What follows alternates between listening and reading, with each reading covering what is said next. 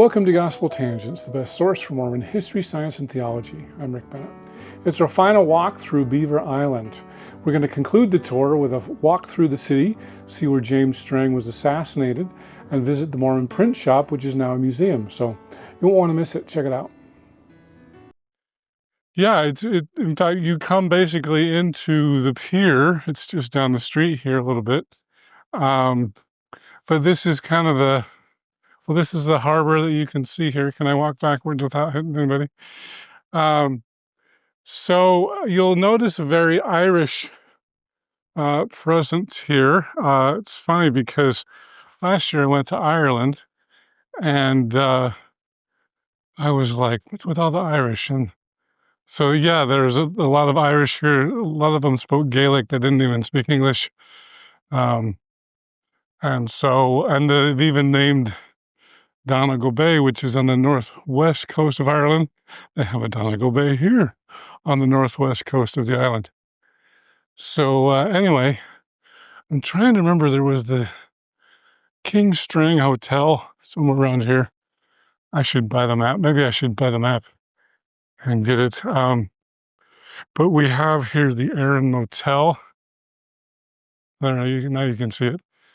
And so I think the assassination spot is right over here, and we'll be there in just a second. All right, that wasn't much of a walk, but here is the sign. The assassination of King Strang occurred right here, and so the pier, just beyond the Erin Motel that I just mentioned a second ago.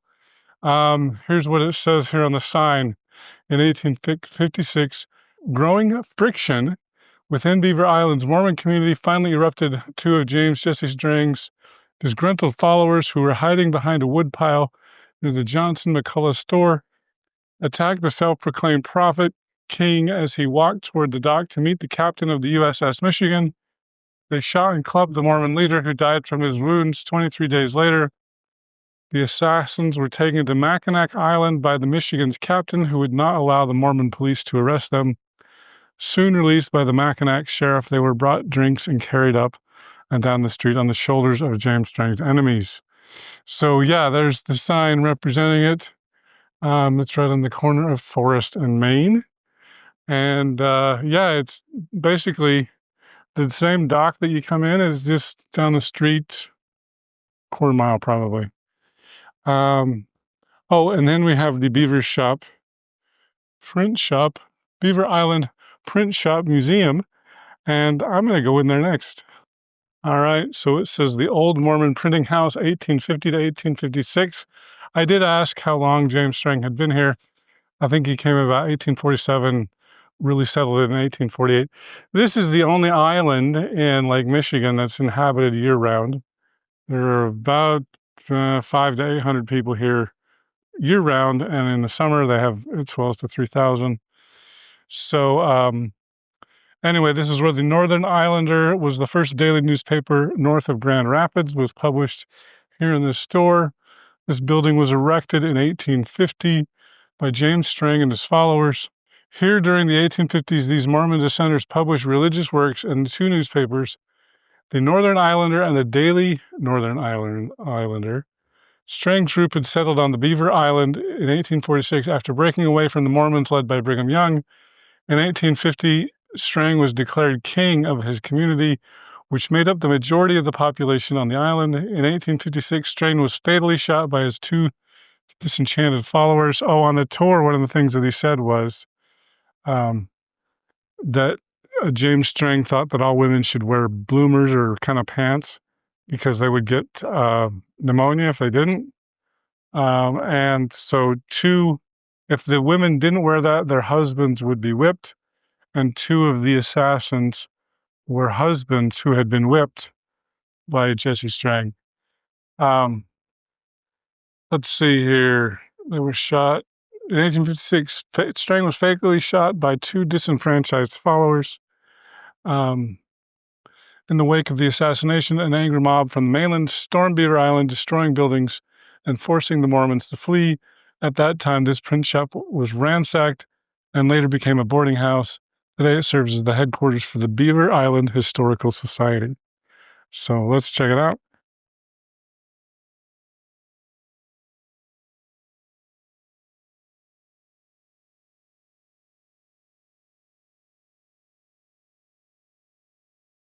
It should come as no surprise that beavers are a big part of Beaver Island.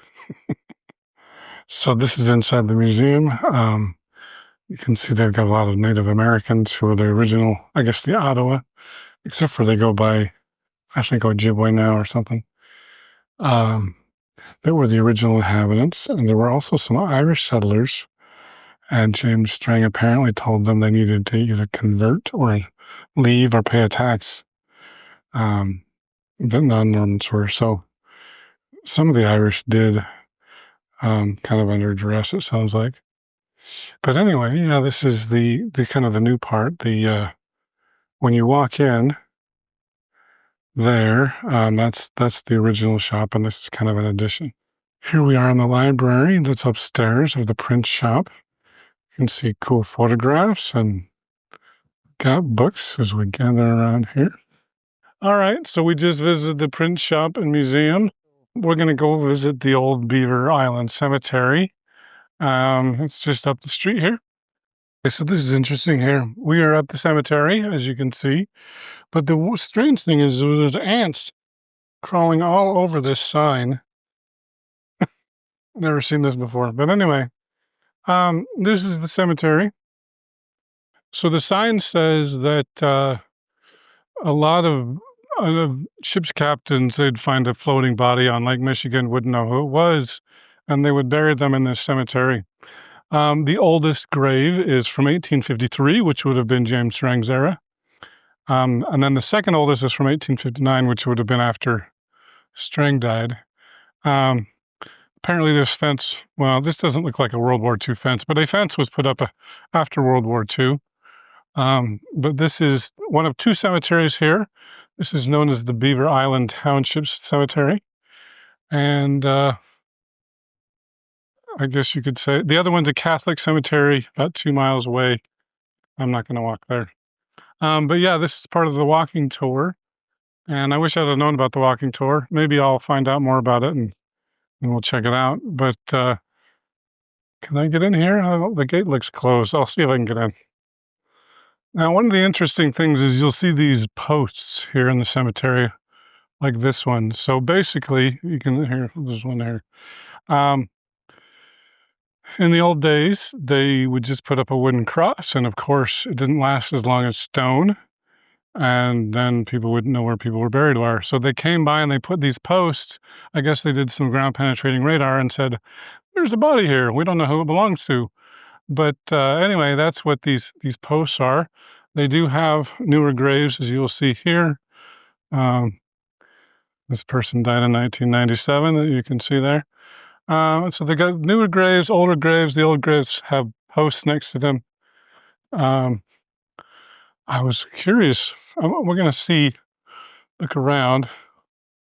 We can find the oldest grave in here. This one can't read. So it's probably, here, I'll turn around this way. Unless it's on the other side. That's a pretty old looking grave. So, of course, it was on the other side, and it says 1859, July 27th, 1859. So this is the second oldest grave here. It was Mary Jane, wife of, I think it's Thomas Hawkins. So anyway, that's the second oldest grave in the graveyard. I stumbled across that pretty quickly. Okay, a couple things I want to just point out here. Number one, we have St. James Episcopal Church, which is just across the street from the cemetery. Actually, the cemetery is right there.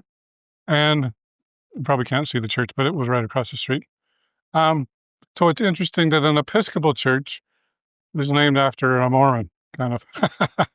The other thing I wanted to mention was the big industries, especially in James Strang's day, were lumber and fishing. All of the houses here along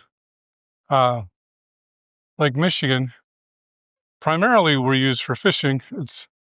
Apparently they did some really bad overfishing and used the now outlawed method of fishing where they would catch the fish in nets and overfished really badly. And so state of Michigan, I believe, and Wisconsin, and whatever other states are on the boundary, all agreed to fix the fishing problem. And so they outlawed that net fishing thing because it was killing too many fish. But at any rate, yeah, so the big industries, fishing, timber, those were back in the day. Now it's tourism because they can't do that anymore. They didn't get electricity until like 1939.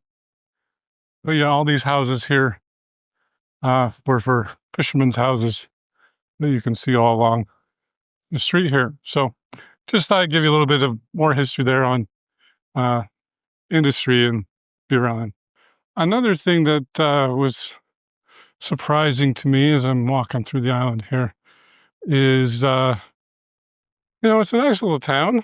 And I just assumed, wherever James Strang was, if I knew, I'd forgotten that they'd named the city St. James.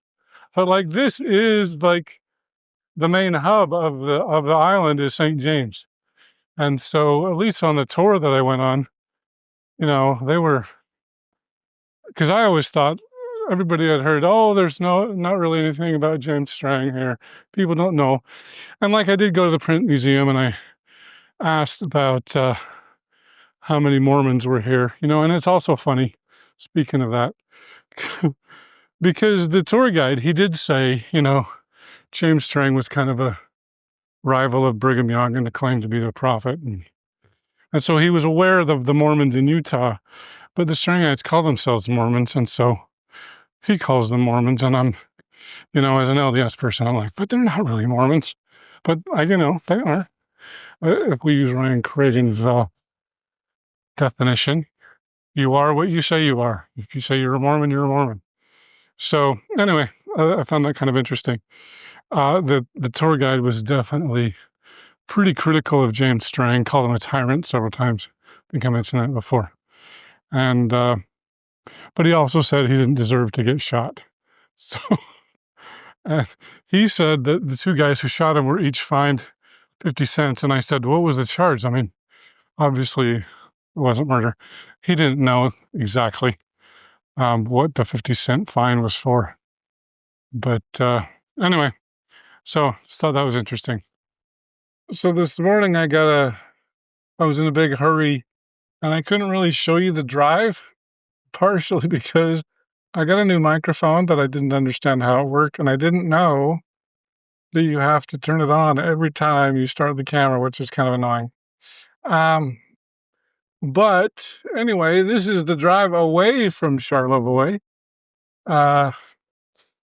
back to Petoskey, where I'm staying. And so there's, of course, now there's not a lot of water to see, but there's water nearby, I promise. But you can see the nice town of Charlevoix. And anyway, this is the road if you're going to Petoskey. So there we go. Now you can see it, and then there are going to be cars in the way. But that is Lake Michigan. I'm driving, heading back to Petoskey. And Petrosky, I don't know how you say it. But more on the ride. Here, there's a lot of water everywhere. Hey, everybody, I hope you had fun going out to Beaver Island with me. It was a blast. So I hope you enjoyed going out there with me. And, let me know. I would love to go again, and we'll check out more stuff. So in our next episode, we're going to do some more tangent trips and visit some other cool places. Thanks for listening, and I hope you continue to enjoy Gospel Tangents. Consider becoming a Patreon or go to gospeltangents.com/shop, and you can get a cool tie, a hat, or even a nice mug. You can also get a sweatshirt, so check it out at gospeltangents.com/shop.